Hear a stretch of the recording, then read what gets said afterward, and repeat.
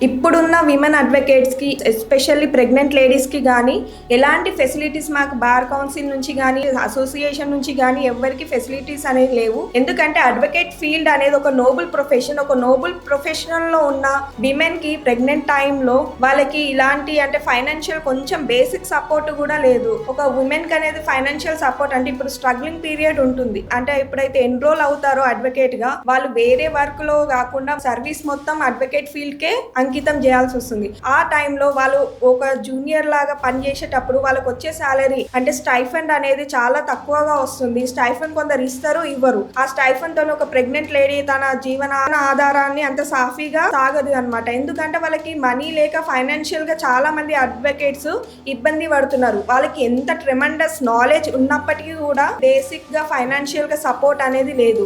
Especially pregnant ladies కి కూడా వాళ్ళకి బేసిక్ సపోర్ట్ వాళ్ళు డెలివరీ అయినాక మన ఒక అడ్వకేట్స్ కి కూడా కొంచెం బేసిక్ ఫైనాన్షియల్ సపోర్ట్ అనేది బార్ కౌన్సిల్ వాళ్ళు ప్రొవైడ్ చేయాలని నేను కోరుకుంటున్నాను.